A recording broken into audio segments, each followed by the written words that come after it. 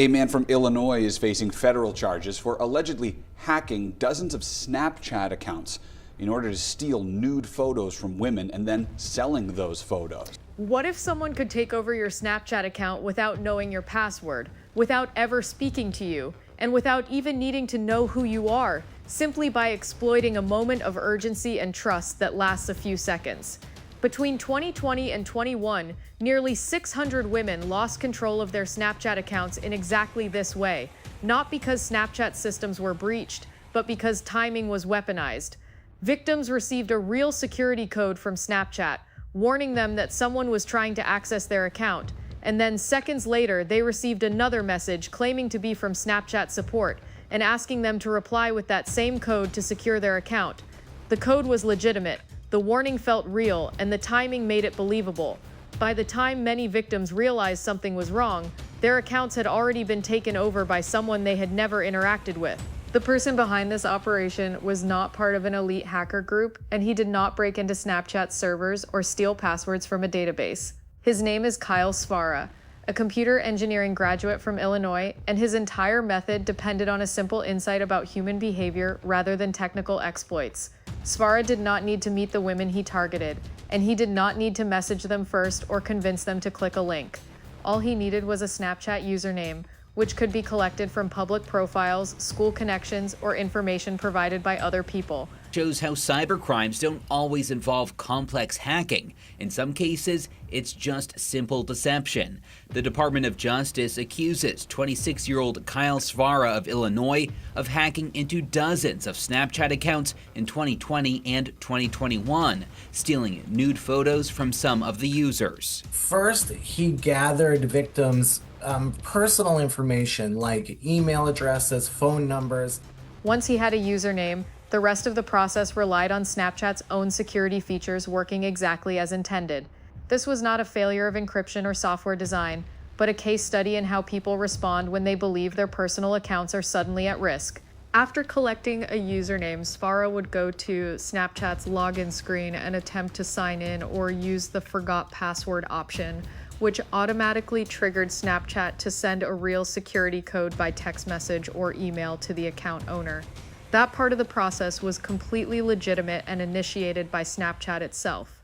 The deception began immediately afterward when Svara sent his own message impersonating Snapchat support and warning the victim of suspicious activity on their account. The message asked them to reply with the security code they had just received in order to secure their account. Although the fake message did not actually come from Snapchat, the code did, and the timing made the request feel authentic. When those two messages arrived seconds apart, many people did not stop to verify the sender or question the request. They reacted to the perceived threat, and more than 500 victims responded with the code that allowed Svara to take control. Use that information to try to log into Snapchat accounts, causing verification codes to be sent to the victims' phones or emails. He then allegedly posed as a Snapchat representative, texting victims and asking them to send those verification codes. About 570 victims did give him the code, believing that it was part of a security check. In all, the Department of Justice says Svara targeted about 4,500 women, including some Colby College students. Prosecutors say he successfully accessed at least 59 accounts, downloaded private nude images, and then sold or traded those images online. Once Svara had the security code, he immediately logged into the account, changed the password, enabled two-factor authentication, and effectively locked the real owner out, leaving them unable to regain control. He then downloaded private images that victims believed would disappear, but his focus quickly shifted to Snapchat's most sensitive feature, known as My Eyes Only, which is protected by a separate 4-digit passcode. In some cases, Svara continued impersonating Snapchat support and directly asked victims for that passcode, claiming it was necessary to fully secure their account. When victims refused or stopped responding, he did not guess randomly or use hacking software. According to court documents, he relied on personal information he had already gathered, such as birthdays, pet names, or other details commonly used in simple passcodes, allowing him to narrow down the possible combinations and access content that victims believed was fully protected.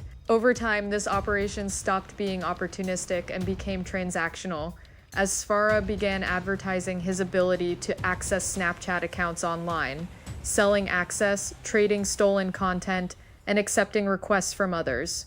One of those clients was a former college track coach who used Sfara's services to target students and athletes he knew personally, paying a total of $50 for access to multiple accounts. That coach would later be sentenced to 5 years in prison for sextortion and cyberstalking.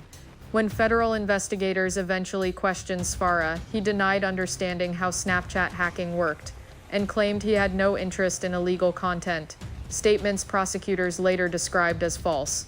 Sfara has now pleaded guilty to multiple federal charges and is scheduled for sentencing on May 18th. The case ultimately shows that no sophisticated exploit was required, only timing, trust, and 6 digits sent to the wrong person.